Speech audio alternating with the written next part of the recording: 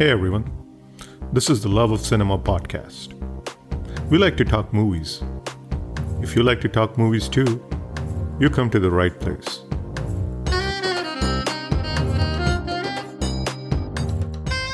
There's this scene where Shardul is sitting with his wife and he is like, "Arey, kahan ja rahi ho? Baitho, daru piyo mere saath." And she doesn't want to be with him. And he is like, "Either you drink with mere daru piyo, nahi to mere pair dabao." Cut to, we have Prakash who is actually uske बीवी के वो पैर दबा रहा है. So that contrast, that transition it's like it not only sets these characters, which tells you that these are like diametrically opposite characters, but the auditory jump cut from one piece of dialogue and which has a kind of different sound to it in the next is quite entertaining. A lauded movie critic once said that show me a filmmaker who made a great first film and followed it up with a greater film, and I will show you a legend in the making. If you talk to any director who made a stunning debut, they will tell you how hard it is to follow that with an equally stunning second feature, let alone surpass the heavy burden of expectations and make an even more impressive second film. Fair to say that it doesn't happen often, but when it does, it often means that you're watching a film that's going to stand the test of time. And it's often an official heralding of a promising filmmaker whose work we should be eagerly anticipating year on. Sriram Raghavan's second feature film, Johnny Gaddaar, is one hell of a film, and the film that cemented the director's reputation as someone who's not just a solid director, but also someone who wears his love for the films of old on his sleeve. This is Himanshu, and you're listening to the Love of Cinema podcast. I'm delighted to finally share with you an episode that I had a lot of fun working on. Not just because I love Johnny Gaddaar, like so many of us, but mainly because of the guest in today's episode, who helped me appreciate many aspects of the film from point of view of a screenwriter. We have with us Sagar Haveli. Sagar co-wrote Paatal Lok, one of the most sharply written shows of last 10 years. A show that stood out for its tense, thoughtful writing, its tone and narrative scope. Truly a prestige drama. But what I'm really looking forward to is what he has written since. Couple of projects, both under production, since he requested to not talk about them yet, I'm holding back. But from whatever little he shared with me, I'll just say this. Sagar is on the cusp of something big. That's all I will say. Before moving on, as always, a quick request to all listeners of the podcast. If you enjoy organic conversations centered on Indian cinema, Love of Cinema podcast was created for people just like you. So do consider subscribing. Independent podcasts like this one don't have a platform ecosystem for amplification and distribution. Independent pods rely on amplification through its listeners. So if you like the episode, please share the episode on social. Also, do take a minute to review and rate the podcast. That would be much appreciated. Coming back to Johnny Gaddaar, there is so much to talk about this film because Sriram Raghavan is so good at so many things, and he does so many of those things in this film. The building of suspense and tension, the creative transitions, the strong characterization, the long list of direct and indirect homage to films and directors, from the Asphalt Jungle to Psycho to Johnny Mera Naam to McClintock to Anand, from Hitchcock to Vijay Anand to Bridge to De Palma to Mukul Anand to Tarantino. The homage is really cranked up in this movie. The homage is really dialed up in the Bhule Bisre Geet track, where everything from the lyrics to the sound and style of the track is essentially one big hat tip to classic film songs. We talked about all that in some detail. We also chatted about the performances, the casting of Dharmendra, the music of Johnny Gaddaar, that is such an integral part of the film. I shared an interesting anecdote around the background score of the film.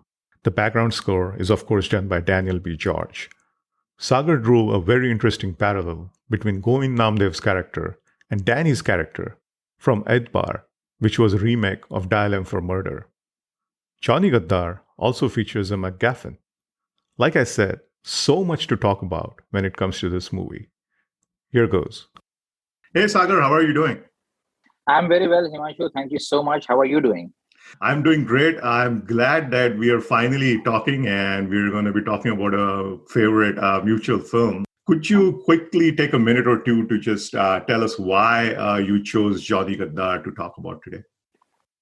Johnny Gaddaar came around in the year 2007. Okay, and that was the time when I was getting introduced to uh, the screenwriting thing. Okay, and I didn't go to any film school, so for me the learning was screenplays, reading books, blogs, whatever information I could get, and this is something that any screenwriter guru will tell you. Okay, basic things in a screenplay, that one scene should lead to the others, the stakes should go on increasing, whatever is happening should seem inevitable, and so I was like, yeah, I mean, in theory it's all good, and you're trying to find those examples when around you, and Johnny Gadar came around the same time when everything sort of like every box was getting ticked. Like, wow, this, like, it's like one scene is leading to the other. There's a domino effect if they speak in screenwriting. Could see it in front of my eyes, and in such an entertaining way. It was like from start to finish, not a single minute when you are bored or you wonder. I was just blown away by the way it was written and the way it was made. So I thought, and to be very honest, in that zone, in that genre, I don't think I have seen anything like Johnny Gadar after that, and like it's a good 15 years ago, but it still remains one of my absolute favorite movies. So yeah. It's a solid film, and it has aged really well, that's for sure. Let's talk about Sriram Raghavan for a minute, Yeah. before we start talking about the movie. And Hmm. I'll tell you why I like Sriram Raghavan so much, like as, so many others, Yeah. everybody's a fan of Raghavan. But what I Yeah. really dig about him is that his films, show a certain love for the films. Like he wears Yeah. his love for the films on his sleeve, Hmm. especially his love for the Yeah. classics of 50s, 60s, 70s. And Yeah. his films are filled with, direct and indirect homages, nods to the films and filmmakers he loves. Yeah. Just Johnny Gadar alone, I mean, goodness me, has an insane amount of referencing and homage baked in the movie. I mean, Yeah. right from the very direct kind of a hat tips to Parwana, Yeah. Yakin, Johnny Mera Naam, Yeah. Scarface, Reservoir Yeah. Dogs, Indiana Yeah. Jones. There is a reference to McClintock. Uh, Yes. to the indirect nods to Psycho, Kalyanji Yeah. Anandji's funky 70s background scores. I mean, it's almost an Absolutely. endless list. Yes. He's also a filmmaker who's very good at infusing, lengthy portions of the film with tension that just refuses to subside. Yeah. It's very much in tradition of masters like Hitchcock and Clouseau. And Yeah. all of this is, of course, on top of the fact that he's a solid storyteller. Yeah. And I think Johnny Gadar is the film that kind of shaped this particular reputation of his, which is shared, by many of his fans. And, it's interesting that one of the yardsticks that we use to gauge a promising new filmmaker is to wait for their second film, right? Yes. And see if she Yeah. or he deliver on that promise with their Yeah. second film. And Yeah. man, did Raghavan just hit it out of the park with his second film, Absolutely. Absolutely. Yeah. delivering on the promise of his stunning debut, Ek Hasina Thi, and then some. So, that's why I think he's just an extraordinary filmmaker. Like you said, extremely entertaining as well. I mean, Johnny Gadar Yeah. is heck of an entertainer. I mean, Totally. besides just the merits of it as a thriller and a Yeah. good film. But what do you make of Sriram Raghavan as a filmmaker? So he has of course, I mean, like every filmmaker, he has a very distinctive style. He has a very distinctive visual language. I mean, it's the framing, the storytelling, the characters. They're so different than any other filmmaker around. And like I think the unabashed use of colors, and those bold frames. I thought, I used to think that Pedro Almodovar is the one who does that a lot. Use of red and yellow, and it's all over the frame. It's so vibrant, and but of course his stories are very personal and very deep. But Raghavan does the same thing. I mean, the but it's so. I mean, he's unapologetic about the way he presents the story, it's not subtle, but it's not loud either. It's just the right amount is what I feel. That's what really, and it's consistent in every film of his. It's amazing, right from Ek Hasina Thi. His I've seen Sriram Raghavan's diploma film from FTI called The 8 Column Affair. Right from then you can see that this is something else. This is not your usual storyteller. It is something else. That there's something crazy in the way he tells his story, and which is great. That's right. I saw that movie very late. I picked up a DVD in Pune some years Yeah, back when I finally got to see that movie. But like you said, it immediately strikes that, this guy is a special filmmaker. And very interesting point you brought up about striking the right balance. I mean, you don't want to go overboard with all this either. So I think yeah. he does that, just in the right amount. And maybe that's his secret sauce. I think, and because that style is backed with a lot of substance, that's why it works. We have many filmmakers and films who are like, as we say, as cliched as it may sound, all style, no substance, because then it's only the style that we see. But here, its style doesn't bother you because the masala is there, which is the story is there, the characters are there, the story is progressing, it's happening. So the style never becomes jarring. It never becomes overwhelming. Sagar, I remember when we first decided to talk about Johnny Gaddaar, you said something that really strikes you is the characters from the film. So I wanted to talk a little bit about the characterization. And even here, Sriram Raghavan is very special, and the other writers as well. Because, throughout Johnny Gaddaar, there is this thread where consistently we are being dished out clues about the characters. For example, in the very first scene with Vikram, when he calls Minnie, and she's in the bus, he's driving the car, and he tells her that he's making coffee. So we know this guy is someone who bluffs very easily. Another example of similar characterization would be a clue about Sheshadri's character. There's a very interesting scene that I like a lot, when Mini shows up at the club where the gang is having a meeting. And Sheshadri he quickly picks up the body language, hers and Vikram's. And he has a suspicion. And just to confirm his suspicion, he kind of strikes small talk with Mini just before she leaves. Try and see if he can pick up any more hints. And so we know, here's this sharp guy who has a sharp mind. And he's very good at reading people. And he's on to the fact that there is something going on between the two. So these kind of little characterization, things in the film are, so lovely. All characters, you're absolutely right. I mean, Seshadri, yes. I mean, the moment right after that meeting scene, he directly asks Vikram, "Kab se jante ho?" And Vikram is like trying to play innocent, kisses her, and like Shardul ki biwi, and he's like, and they very honestly admit I love her and all. And he tells him, "Shardul bahut danger aadmi hai, kuch bhi kar." So he is sharp, he is like that. All characters, I mean, they are introduced in so entertaining a way, even Kalyan's character, Govind Namdev, it's like, that he's corrupt and he is a very smart cop because he kills a gangster in his intro, and then he recovers 2 bags and he tells his boss ki ek bag mila hai, and there are 2 bags are lying in front of him, So we know that he's not a right guy. He's gonna do something wrong. You just know that. And of course, I mean, Prakash, so endearing a character, and in spite of being in the gambling thing and all the odd things that he does along with the gang as it's called, but still he is, he loves his wife, he's afraid of his wife, and as the exact opposite is Shardul, who is this, who really likes to keep his wife under his thumb. So you see that the characters are so distinctly different from each other. What I like about Johnny Gaddaar is our protagonist, Vikram, we don't know anything about his background. We don't know what his family is. We don't know where he comes from, where his parents are, what he studied. We don't know anything about him. Whereas he's a protagonist, but all other characters we know. We even know Dharmendra's wife, but we don't know anything about his Vikram's family. Great point. Yeah, he's a mystery. He's a mystery, exactly.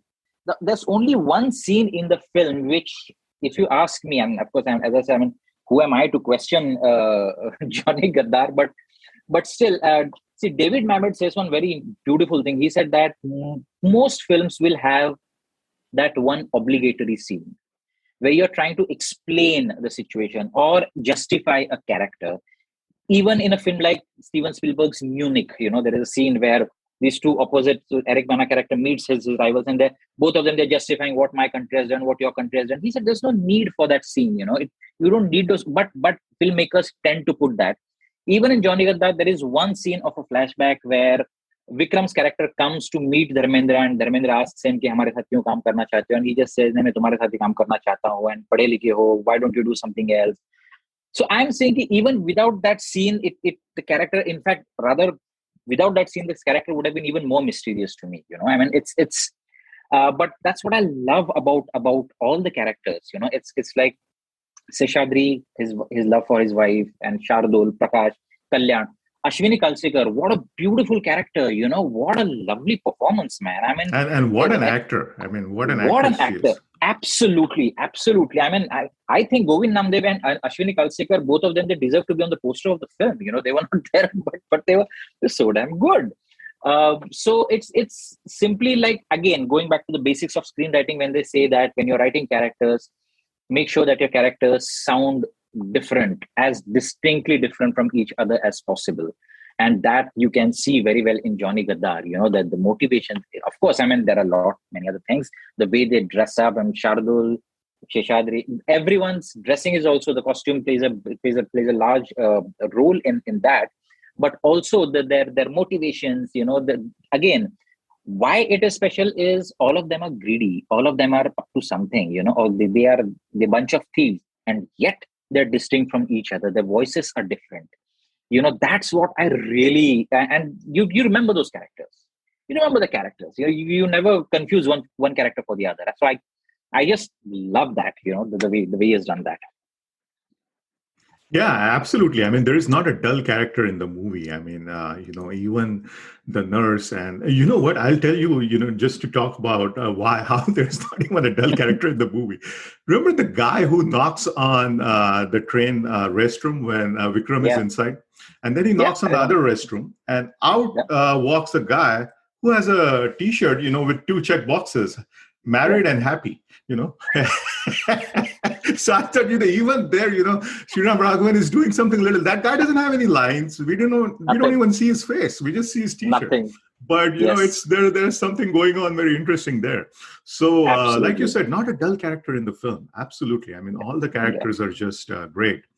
And that's a great segue for us to talk about some of our favorite scenes from the film.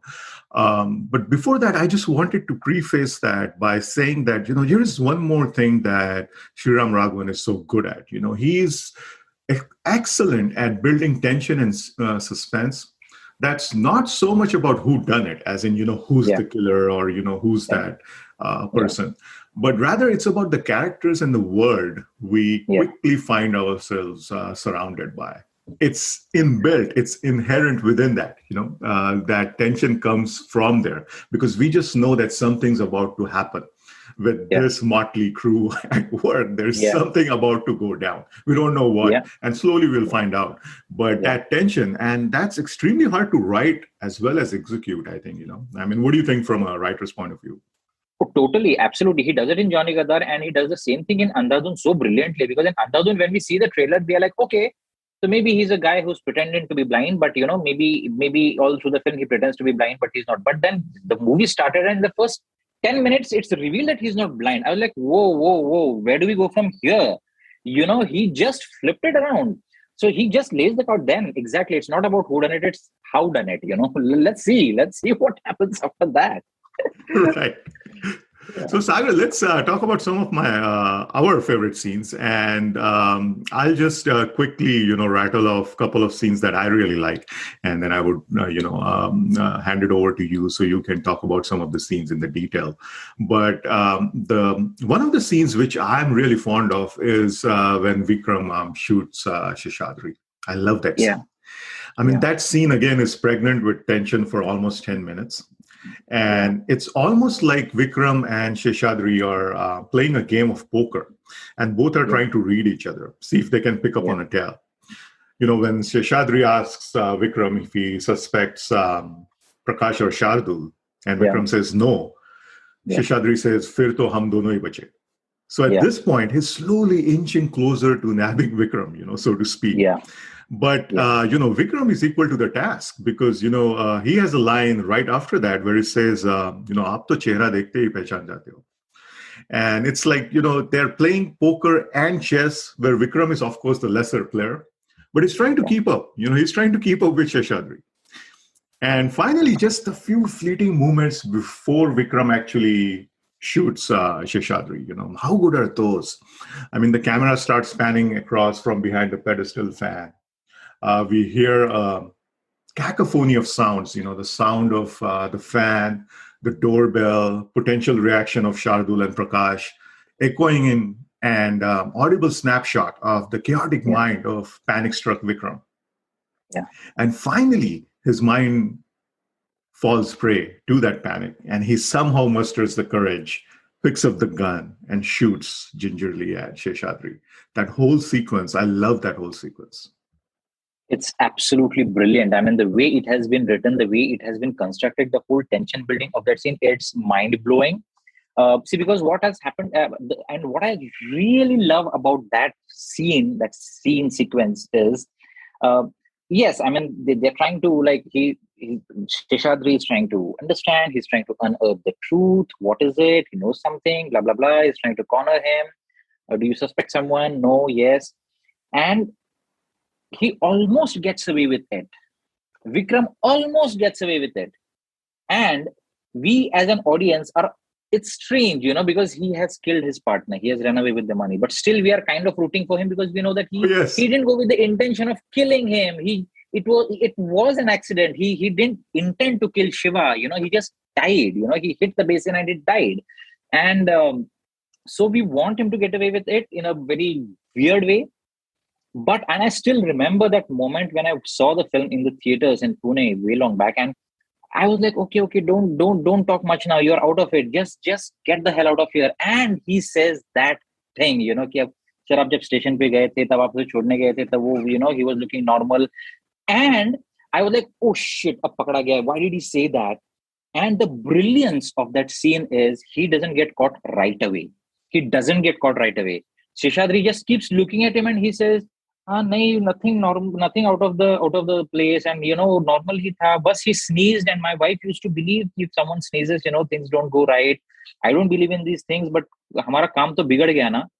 And he, after that, there's this one of the most brilliant pauses that I've seen. He just keeps looking into Vikram's eyes, unblinking, and I was like, oh shit, he's caught him. But no, not even there. He extends that tension, and he's like, yeah, forget it. I mean, yeah, let's see. Why don't you, then they go to Shiva and all of that. And I'm like, oh God, thank God he got away with it. And then sometime later he's drinking and out comes Sheshadri with a gun and he poses that question. So the brilliance, it just sets you on an expectation, but then at the very, last minute, it goes somewhere else. And then it comes back to that moment when you're least expecting it. And again, no music. Absolutely no music. It's only when they're out on the terrace and the line that you said, which is so brilliant, ki sir, aap to chehra dekh ke aadmi ko pehchan jate. Just then you have a couple of chords. That's it. Otherwise, the silent treatment is wow. It's just panchiyon ki awaaz and then the table fan, and yes, him imagining what Shardul and Prakash will say, and the ringing of the bell, and that those 12 seconds of silence when Sheshadri is sitting like this and Vikram is wondering what to do, and we don't know. And it was such a big shock when he just picks up the gun and tack, he just shoots. Wow. So I actually read in one of the interviews that when they were filming that scene, and first I think Sriram Raghavan wanted that how will Vikram kill him? They said, but gun to nahi hogi, but there could be a knife around which he will pick and he will stab him. And Dharmendra said, no, he cannot do that. He said, why? He said, I'm Dharmendra, he cannot stab me with a knife and I won't die just like that. He has to have something more. So in came the gun, so it's brilliant. And the way the tension is prolonged, and it is revealed when you're least expecting it. Brilliance. Wonderfully And written. how brilliant is Dharmendra in all those pauses? Dharmendra is not an actor that gets so much due for his acting, and obviously he's a solid actor, and he has done some of the, my favorite films. Satyakam is a film that I absolutely Yes, one of adore. my favorites too. Yes. Yes, but he's not often the actor that we think about when we think about acting, right? But in this, just that one particular sequence with all those pregnant pauses, like you said, when he's thinking about, how did this guy figure out I knew him, and then with his hands over his head, he's trying to process all that information, and at the same time convey that to us, through his face. That Yeah. this guy is eventually going to get it, that Vikram's the guilty person, but just the way that he has gone about projecting that, it's absolutely brilliant. I mean, Dharmendra, we need to he really killed it in this movie. Absolutely, I think. Totally. I really never expected. Like when I saw Dharmendra on the poster, I was like, okay, Dharmendra, interesting, because I didn't even remember the last time when I went to a theater to watch a Dharmendra movie. I was like, okay, but let me see. I trust Sriram Raghavan because of Ek Hasina Thi, and the reviews were coming out great. But my God, he was so good. He was so much in control of Seshadri's character. So much in love with his wife, who's not around, and so vulnerable. And that scene, when again in the flashback he's talking about that wristwatch of his, which is so beautiful. In 1972 में smuggling किया करता था, and my wife didn't know that, and she saved money, and she gifted me this watch, and she didn't know that I'm smuggling watches. So it's lovely. It's Dharmendra It makes adds it an emotional ring to his character. Yeah, definitely. Totally. Yeah. The next scene, Sagar, that I'm really fond of is the intermission scene, which is right after what we were talking about right now. So essentially, this is after Vikram has shot Seshadri dead. And when Vikram finds himself inside Seshadri's apartment, and Shardul and Prakash are at the door, and that's when the intermission strikes. And what's interesting about this is that I remember Sriram Raghavan talking about, how the films of the 70s had great intermissions. You take all the blockbusters or even Bachchan's films, they all had great intermissions, because intermission is a, art, the way you write intermission. And Salim Javed and all these writers of the 70s, they were masters of that. True. And again, this intermission and the one in Badlapur, feels like a hat tip to those great intermissions. In fact, the one in Badlapur, I think, is more of a hat tip to a specific film, the film being Yado Ki Barat. Yeah. But writing intermission points is also an art. And in Johnny Gaddaar, I think they did such a stellar job of it. Absolutely, because you don't know what he's going to do, and just before that, there's that Anand-like feel to it, where Dharmendra is listening to a pre-recorded cassette of his wife and him having a conversation, and it's Vikram is almost near the door, and then he hears "Ruko." It's almost like Babu Moshai from Anand. It's got that vibe to it, and it just sends chills down your spine. You're like, oh God! And then he turns around and he sees that he's just listening to the tape of his wife, and then he switches it off because he can't take it. Vikram is like, he switches it off.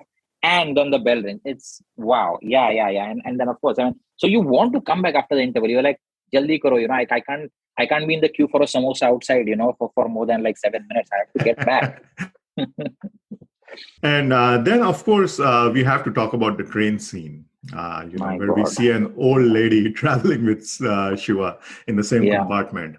And then there's that interesting shot of her dentures, which she has removed and placed them on the compartment tray table in a small bowl of water.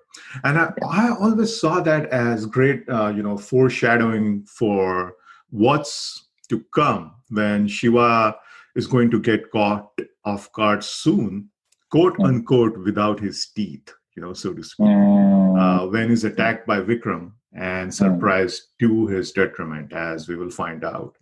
And of course, the nice little touch of Vikram's, miscalculation with the chloroform and all that is so nicely done. But all these kind of small foreshadowing, pieces of symbolism, I absolutely love them.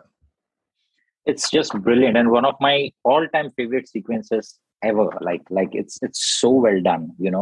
What I really think, and see, I was in school. Okay, I'm talking about maybe ninth or tenth standard, and on Star Movies, I started a movie midway. I didn't even know the title of the film. Many years later, I found out that the movie was Butch Cassidy and the Sundance Kid, um, and which, of course, I mean, and William Goldman is arguably one of the best screenwriters that the world has ever seen.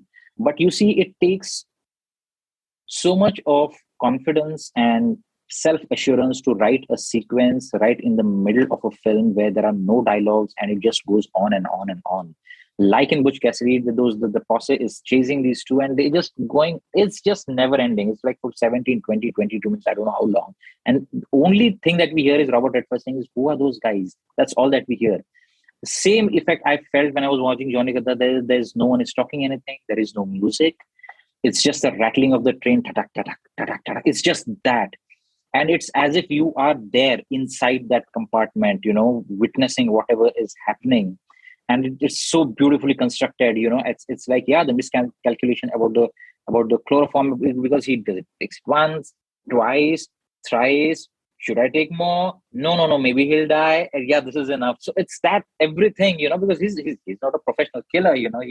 He's just trying to get it right. And yeah, it's and because there are no dialogues and there are no music, I think the scene becomes more poignant.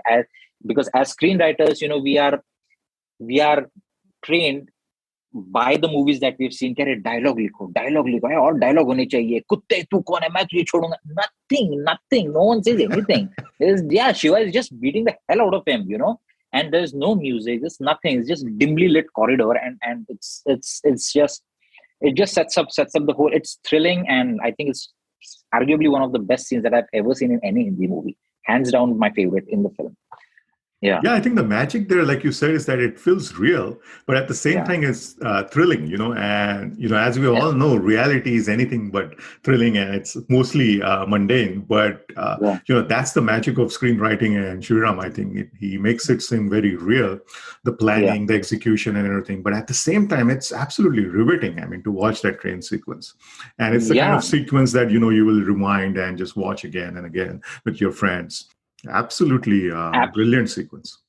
And so he has also put that timeline thing, right? That he has parked his car in Pune, so he has to, do whatever he wants. He has to steal the money and everything before he reaches Pune. And we know Mumbai Pune will take 4.5 hours. Until Lonavala, he cannot do anything because there are people singing Antakshari and there's this, everything, the train is still awake. It's only when he changes the compartment, he gets down at Lonavala and enters Shiva's, then we know, oh boy, so from Lonavala to Pune is like an hour and a half. So that already that mental clock is ticking, that you don't have the whole night, he's got to do it in a certain period of time, so there's that time thing also, which is the added unseen pressure around him. And yeah, it's just lovely. One more scene, Sagar, that I really enjoyed was that you brought up before, I think, is when the introductions are being made about the characters, of the main characters. And there's a shot of fish being marinated with red sauce before being cooked. And we see the words, the gang, on the screen. Yeah. And that's, again, a nice little symbolism going on there, hinting that all of the members of the gang are going to be dead fish soon. Yeah, they're all going to get cooked soon. They just don't know it yet. And, if you are quick on the draw, you can sense that, okay, there's something coming very soon, Yeah. So it's like interesting, like there are many things which you will notice on repeated viewings, like the fish thing. Like first you won't even realize it. It's only when you see the second time, third time, you realize, oh God. It's like he had told us right there that this is, like you said, they're going to be dead fish very soon. Even in the very first shot of the film, the black and white thing, where we see that a man running into a bungalow and then he's trying to open a shutter, a gun comes into the frame, tuck, and he's trying to unlock something. Now, when you see the film, you don't even realize because so much is happening. You've seen the cops and it's raining, it's thundering, you don't know where to see. But repeated viewings, again, if you see, you will see that the guy who's trying to unlock that shutter has a ring in his thumb. Now, who does that? who wears a ring in his thumb, and it's Vikram that we see in the later part of the film. That Vikram wears a. So if you've seen it properly, then you probably might know it in the first scene itself that, oh boy, Vikram is going to end up dead. But you won't notice it because so many things are happening, and so. But again, if you see it closely enough for the second, you will notice the ring. The clues are there, but they're nicely concealed. Absolutely, and that's the beauty of a well executed thriller. Where they're there, and you want to go back again and see. Hey, wait, let me see. What was his planning? Where did he get off? What did he do? Kitne baje? From where to Goa, Pune? So it's like you actually want to, and you see that it's flawless. You can't pick out a flaw. It's perfectly executed. And again, the masterstroke that I think is, in spite of the fact that it is like he sees Parvana and he gets that idea, and they have given this hints that it's from Parvana. But even if you've not seen Parvana, it doesn't matter.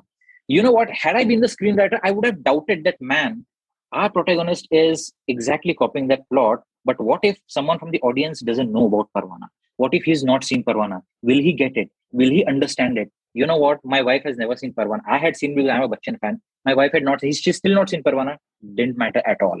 She was like, okay, he saw some film and he got some idea. Now let's see what this bugger is doing. So getting that thing and having this confidence that it doesn't matter. So yeah, that's what I feel. And like we were talking before, Sagar, any Sriram Raghavan film is stacked with homage and nods, both direct and indirect. First, let's talk about all the direct instances of homage in the film. These are essentially, direct references to films, books, dialogue from famous films, and that kind of thing. So we have Vikram, who's reading, James Hadley Chase. We have Mini, who's reading Guide. We have Sheshadri quoting Indiana Jones, it's not the age, it's the mileage. We hear a very famous line from John Wayne's McClintock. Vikram checks into the hotel room. I thought that was a nice touch, Don't say it's a fine morning, I'll shoot you. I'll shoot you, yeah. Yes, I laughed. I was like, whoa, where did that come from? These things are so nicely done, because these are like throwaway references, but he has, Sriram Raghavan and the team, they have been able to, put them in just at the right place, drop them in just at the right place. There's Bach Ke Kahan Jayega from Yaqeen playing in the background at the club. Yaqeen, for those that don't know, is a film starring Dharmendra and directed by Brij, two people that Raghavan is a big fan of. Parvana, of course, is referenced twice. And both of these references, again, are very smartly done. First when Vinay Pathak and Ashwini Kalsekar are watching it on TV, and Vinay Pathak observes how the young Bachchan, in spite of being an awkwardly gawky guy when he first arrived on the scene, grabbed the opportunity when he got it and ran with it. And, he's trying to hint that to her that, we have to do something about her parlor and stuff. But again, that's a great instance of using just the right reference and kind of, tying it in with your plot. And of course, then later we have Vikram also watching a different scene, which gives him the entire idea to hatch this plan, which is the crux of the movie. But how cool are these, direct nods? Absolutely. And so two characters are watching the same film, but one character speaks, she says, as you rightly said, Ashwini Kalsekar's character says that, kisko laga tha ye lambu sukda ek din itna bada superstar ban jayega, and he says, and she says ki luck hai, and he's trying to say luck nahi hai sir, talent bhi hai, aur sabse badi baat, timing, sahi waqt pe, sahi jagah pe, sahi time pe hona. So he's trying to make his case that give me the money, let me do this, She doesn't give that money, she laughs him off. But Vikram sees the film and he decides to do something about it. That is so wonderful. He said, okay, I got something from this and let me put it in action. Let me not just talk. Let me just do something about it, which is so cool. And of course, there's Bandini Morago Rangalaile, which was again Dharmendra film, Gulzar's first song. So beautiful again, and the recording of it. Like a Babu Moshe-esque way. That's a great point. Yes, definitely. It's reminiscent of Anand. It is. Yeah. But so many of those. And then there are the indirect instances of homage or influence, whatever you want to call it. Yeah. Right from the retro title music and the opening credits that are Oh very yeah. reminiscent of 70s thrillers like Dawn. Yeah. The opening scene with the patrolling police jeep, and we hear the dispatch Mm. over the radio, very Mm. similar to Asphalt Jungle opening, where the cop car is Mm. going and they hear the dispatch Mm. radio. The car Mm. dumping Mm. scene where Vikram Mm. dumps Prakash's body Yeah. along with his Yeah. car, kind of a Yeah. nod to Norman, pushing Marian's car into the Yes. swamp like Yes. Psycho. Yes. So all these Absolutely. indirect references are there too. The red color motif, peppered Oh throughout yeah. the film, Yeah. representing blood, betrayal, is kind of a nod to De Palma and his use of colors. But Yeah. I always thought there's an interesting Mukulanan link here, Sagar. And Okay. I would like to share a story here. You might know this, but for those who are not familiar with this story, if I'm not mistaken, the very first director that Sriram assisted was Mukulanan. Yeah. And I think he assisted him on Eighth Bar, which was a remake of Dial M for Murder. And I remember Sriram once mentioning that when he first met Mukulanan, before he assisted him on Eighth Bar, Mukulanan showed him some footage of a film he was working at that time. Hmm. That film was Kanun Kya Karega, which Cape was Fear. Yeah. exactly, by the way, a remake of Cape Fear. Yeah. And now here's the interesting bit. There's a sequence in that film, Kanun Kya Karega, when Danny kills a young girl on the terrace of a building. And that Yeah. entire sequence is shot with a backdrop of red neon lights. Yes. And we see something similar in Johnny Gaddaar in the scene between Vikram and Mini. And I always wondered if this was Sriram's small little hat tip to Mukulanan and Kanun Kya Karega. I don't know. I'm just guessing, but would love to ask him about that someday. Possible, quite possible. Yeah, you're right. I mean, it could be because Kanun Kya Karega, as much as it was inspired by of Cape Fear, it used this bright colors, especially that scene. I remember the Danny scene, neon red. Yes, absolutely, and that It's a similar kind striking of scene in that movie. You don't forget that scene it that is, easily. it is. Yeah, possible. Yeah, quite possible. And then Yeah, there's a bunch of other stuff too, like the 360 tracking shots of the gang talking, which many yeah, associate with Tarantino's Reservoir Dogs. But, even yeah. that I think is more Scorsese or De Palma than Tarantino. Essentially, Tarantino gets it from them. But I sorry, go ahead. no, please. I think the biggest hat tip that is there in Johnny Gaddaar to Tarantino is the mal itself. You know what I mean? It's the biggest MacGuffin that I've seen in Hindi films, because Yes, just like in absolutely. Pulp Fiction, we don't know what is there in the briefcase. We don't know what this mal is in Johnny Gaddaar. Kalyan says, "Mere haath ek French furniture laga hai." Do you want? What is it? What is it? Mal hai, drugs hai, kya hai? We never. So it pushes things in motion, but we never really come to know ki what is that mal jiske liye 2.5 crore rupees these guys are collecting, and they can sell it off and then earn double the amount in 2 days. What is it? We don't know. And you know what? We don't care. It doesn't really matter. We are on the ride. It doesn't matter. Great point. Absolutely. I think that is the biggest MacGuffin, without a doubt. I mean, this is, Maltese Falcon, Pulp Fiction, and then we got Johnny Totally. Gaddaar. Totally. Yeah. Sagar, you wanted to talk about the music of the film, and the background score is also great. Why don't you go first? I've been doing No. so. Please. No. I say Okay. absolutely. So It's I yeah. just wanted to Go talk ahead. about the background score actually, because I thought the songs and the background score both are just lovely in the film. Yeah. The background score is done by Daniel B. George. Yeah. And I'm sure some of the listeners might know who Daniel B. George is.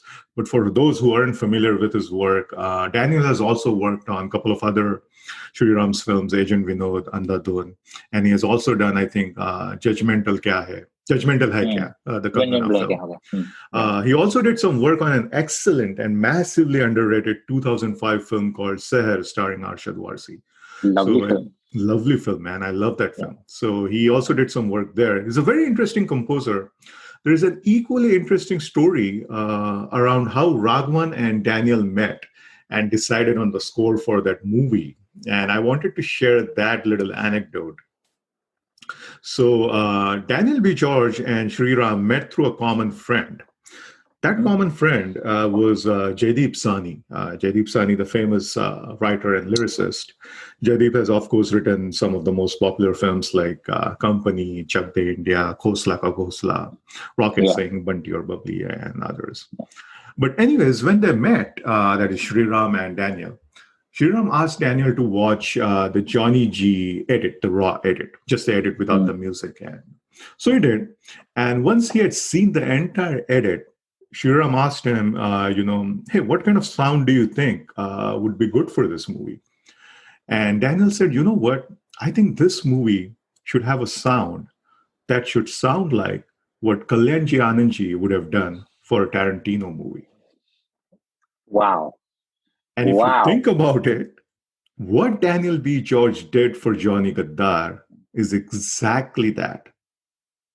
The score I is agree. essentially one big nod to Kalenji Anandji's background scores for action Yeah. thrillers of 70s like Dawn and bridge movies like Victoria Number Dosu Teen and Do not take. Professor Yeah. Pyarelal, right? Yeah. With a dash of cutie, especially Kill Bill.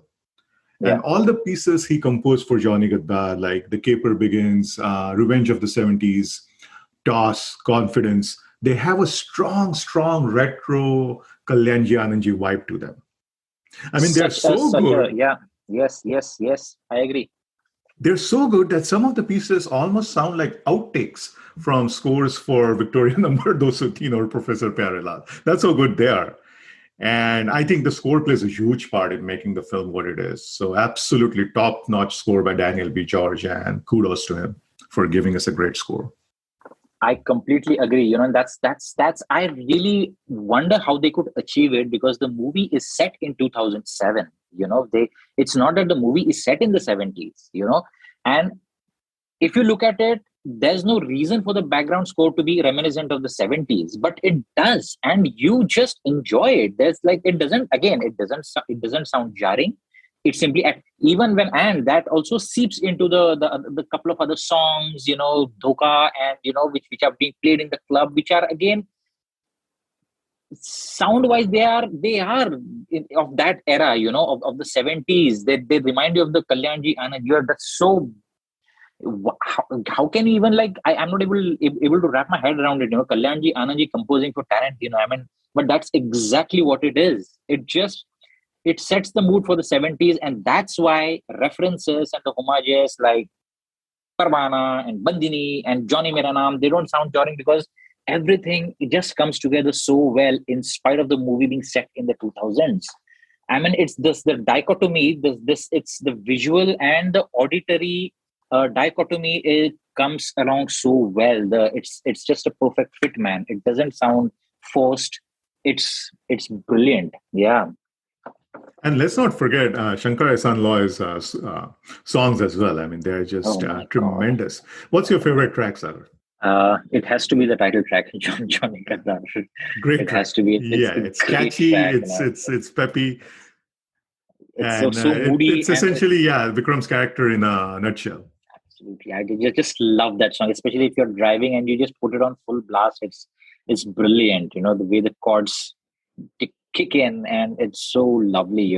And in the movie, when he gets down at the Pune station and he's stepping out, and then we know that he has you know struck the first domino, and things are gonna go downhill from here. We know that. And as he's walking to the car, the song starts. It's and the lyrics, and it's just wow. That has to be my favorite song. I think it's a very unusual Shankar Ehsaan Loy soundtrack. It's very different, very distinct, and something that you would want to hear again and again. And the background score is definitely easily one of my favorites, man. And it's just brilliant work. Yeah. My favorite track from the soundtrack is a song called "Bhule Bisre Geet." Uh-huh. It's like a Uh-huh. mixtape of three songs, each representative of different decades. 50s, 60s, and 70s, True.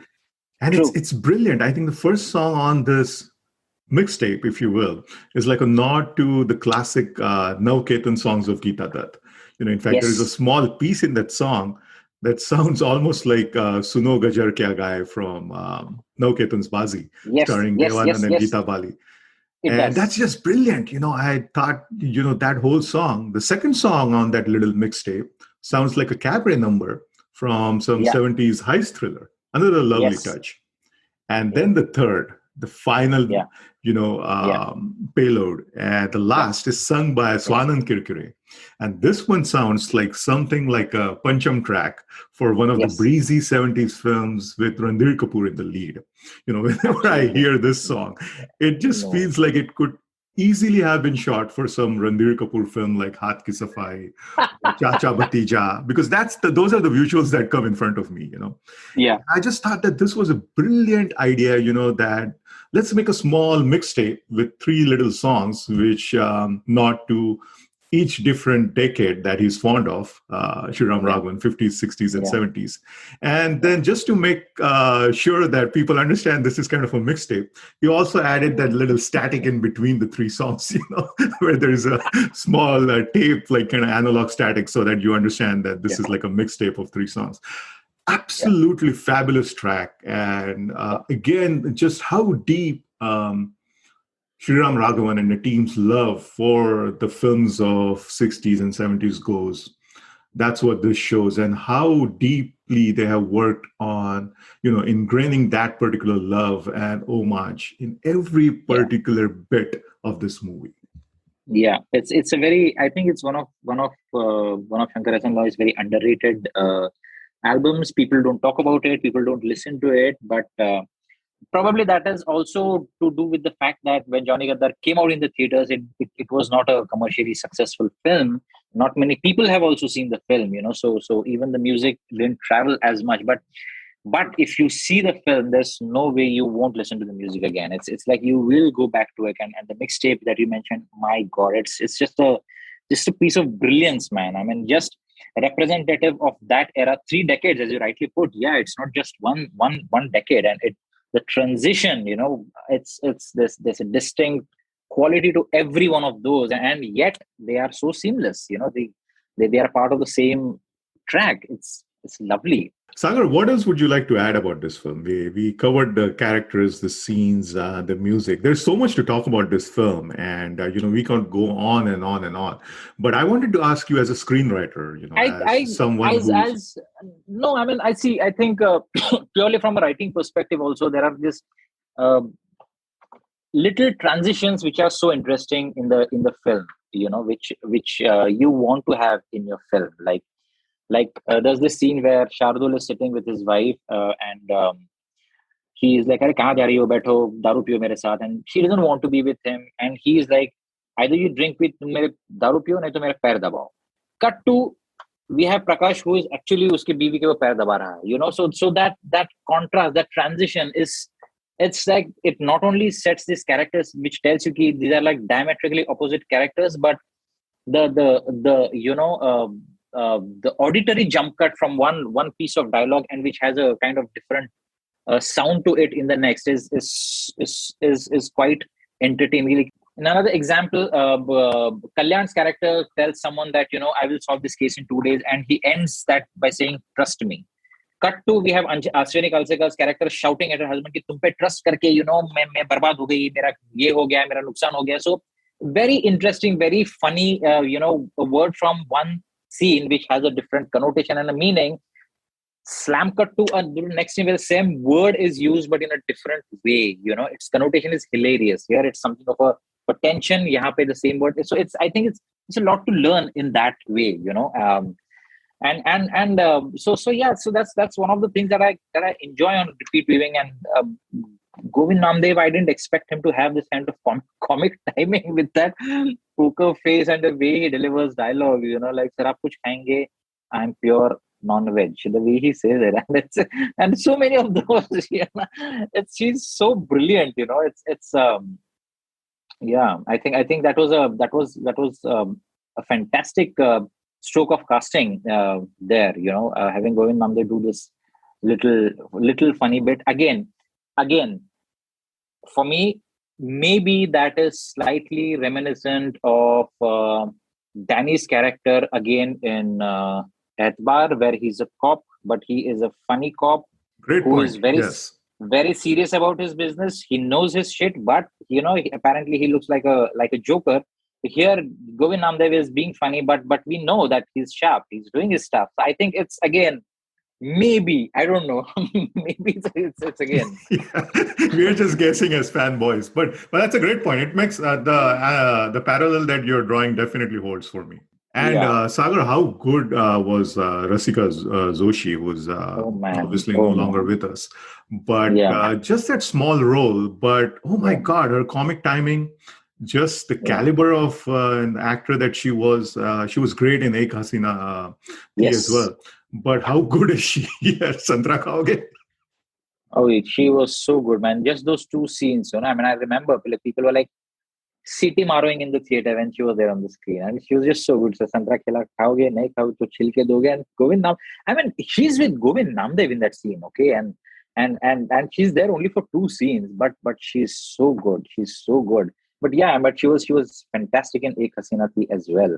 She was brilliant. I think the way Sriram Raghavan uses the same set of actors in different films, and he has these characters who regularly work with him, and you just know that they're going to deliver. Maybe Zakir Hussain, maybe Rasika Joshi, maybe Ashwini Kalsekar. You have these actors in almost all of his films, and they just do a brilliant job, man. It's Yeah, fantastic. that's another reason why I like Sriram Raghavan so much, because he uses all these Marathi actors, and Yeah, that's why he's from Pune. I mean, they grew up in yeah, Pune, so a lot of locations are from Pune. So that's another yeah. reason why I like Sriram Raghavan so much. What would you say? Where does Johnny Gaddar's appeal lies for someone who's like an aspiring writer? I think it's see as Billy Wilder used to say, don't bore the audience. That's all that he really had to say. I think Johnny Gadda teaches us that when you're writing, just don't bore the audience. Just make sure that go at rocket speed. Once you start the thing, and once the first domino is struck, it should just it's easier to say but very difficult to construct in screenwriting, where one scene is leading to the next and it sounds inevitable, but it's classic screenwriting material. Although I was actually trying to get a hold of the screenplay, which I've been trying to do for the last 10 days. I couldn't. I spoke to someone who knows Sriram Raghavan sir personally, and she said that, do you know now that Sriram Raghavan doesn't use full screenplays. He'll just have a 35 page document and then he shoots it. I said, really? Because for such a carefully constructed film where every red herring, every visual device, every clue that is there, it looks so meticulously planted that it has to be on the page, which I really would like to read someday. How was it achieved? But even for an aspiring screenwriter, if you just see the film, and for this very simple basic theory in screenwriting, that one scene leading to the other, stakes rising and not boring the audience. Just go on. Of course, there are a couple of things which are there in every thriller, and as you know, so there's this the screenwriter Ted Talley, who wrote Silence of the Lambs. So in his interview in that wonderful book Screenwriters Masterclass, he said that so when they were discussing Silence of the Lambs, he said something here, this doesn't sound plausible, and Jonathan Demme, the director, said that's a refrigerator question. And he was like, what's the refrigerator question? He said, so your audience is watching the movie gets over, they like it, they go home, they drive all the way home. Your guy, he opens the door, he goes inside, he opens the refrigerator and he takes out a bottle of water, and then he thinks, oh, wait, hang on. How did that guy do that? So if you are able to hold his disbelief till the time he reaches his refrigerator at his home, you're safe. Then you really don't have anything to worry about. So I have my own couple of refrigerator questions in Johnny Gadar, like little things like so much of money, so many bundles of money. How did they fit in that small water tank? But you know what? It doesn't matter. In the end, Vikram tells Rimi Seth's character कि तुम यहाँ से बाहर जाओ और 5 minute में तुम आ जाओ, and then I'll be here. In 5 minutes, he cleans the room like anything. He dumps Shardul's body behind that thing, not a shard of glass. And how did he do it in 5 minutes? Doesn't matter. So maybe those are refrigerated questions. So it's okay. It's okay. It's if you're telling such an engrossing and entertaining story with so much confidence, no one is going to really stand and those things. So I think that's some great basic learning for writing, especially thrillers. And I think even today, if you watch it, it still holds to it. As you said, it's aged really well, and it's still great learning material. It's fantastic writing and wonderful making. That's what I can say. Yeah, I think what's important is what you just said. I mean, the reason why I think Johnny Gaddaar is such a good film is probably because it does all the fundamentals right, of writing a Yeah, screenplay and writing a thriller. And it's yeah, just if at the age-old adage that, do the basics right and everything else would follow. And I think that's what they achieved with Johnny Gaddaar. So there is no secret yeah, sauce, so to speak. Just do the basics right. absolutely. If Yeah, you just refine them again and again and again, you yeah. will have a good product on your hand. So Yeah, what and else? if you have to pay homages, do it unabashedly. Yeah, Just absolutely. don't Yeah, don't be don't shy away. yeah, Just do it. I mean, it's you don't have to hide it or anything. If you really are inspired by something, I mean, that's great learning. It's how to do it and how to do it your way. So Sriram Raghavan did Parvana his way. It's like I'll use the thing, but I'll do it my way. Just the way Scorsese saw Infernal Affairs and did The Departed his way. It doesn't matter. You don't have to. I think, I think that's sheer confidence in the writing and making of Johnny Gaddaar, man. It's that's why probably it just jumps out at you. It's like I said, it needs a certain kind of confidence to write a whole sequence where no character says anything for a while. There's no background music. It's just silences which you let, and you're talking about a thriller. You're not talking of a Sham Benegal film, where one would expect long moments of silence. You're talking of a thriller where things are happening, bodies are piling up, there's loud background music, and there's silence right in the middle of it. It's so confident filmmaking, man, and so confident writing. I think it's just inspiring. That's what I feel. your favorite Sriram Raghavan film? Definitely Johnny Gadar. Johnny Gaddaar. Yeah, yeah. Yeah, yeah, I'm a huge fan of Badlapur, but yeah. I would say, yeah, I think Johnny Gaddaar just by an inch. I love Yes, Badlapur too, but Johnny Gaddaar was something else. Maybe because it hit me, when I was much younger, and it's possibly. also the Yeah. age that you see all these movies, so that True, carries true. By the itself time, because forward. you're right. By the time we came to a Badlapur, or the time we came to an Andhadhun, we had seen so many other stuff that it's sort of like, okay, yeah, nice, good, good, good. But when Johnny Gadar came, there was nothing like it around.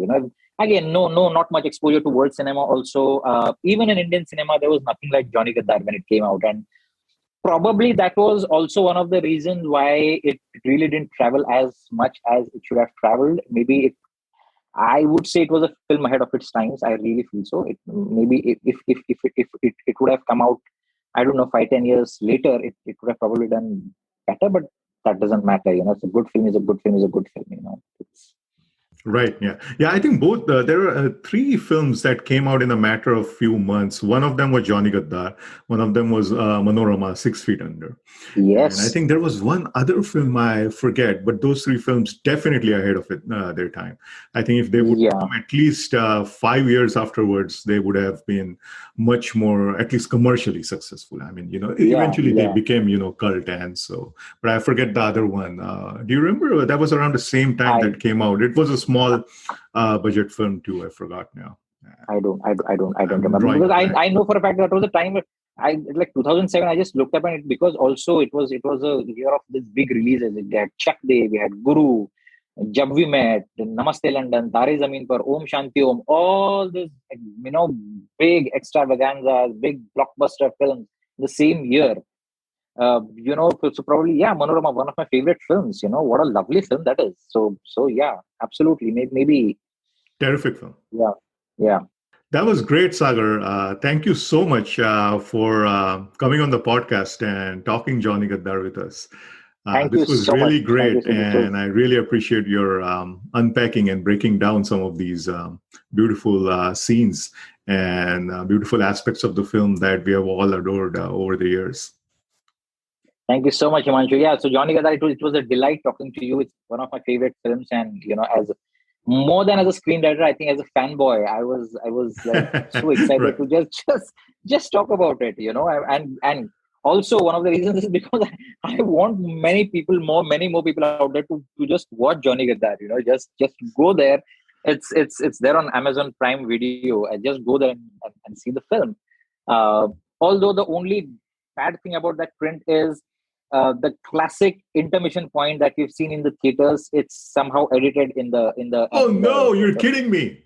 that freeze frame where there's a camera angle from the top and Yeah. where we see one character here and these two characters there. It's not there in that print, Oh which is so. no. Yeah, That's a it's tragic. travesty. Yeah, that's one It of the is a great travesty. scenes. Absolutely. It's like it's not there. It's like he sees to the people and then cut to it's like what happens after the interval. I'm like, oh, so I'll have to live with what I have, whatever I had seen in the theaters, or maybe on some DVD if I find it someday. I don't It's know there on where. the DVD. So I actually have a DVD and I watched the DVD for this episode. It's there. So it's Super. definitely there on I'll physical get it. media. Great. I'll get it then. Great. Super. Lovely. Awesome. Thank you so much, Sagar. Thank you. Thank you so much. Thank you so much. Thank you, Himanshu. If you liked the episode, do spread the word about the episode and the podcast. And don't forget to subscribe to the pod wherever you listen to your pods. Also, please do rate and review in Apple Pods when you get a chance. You can follow me on Twitter and Instagram at loveofcinemasf. If you need to reach out, you can find my email in the episode notes. That's the episode. This is Himanshu signing off. And as always, thank you for listening to the Love of Cinema podcast.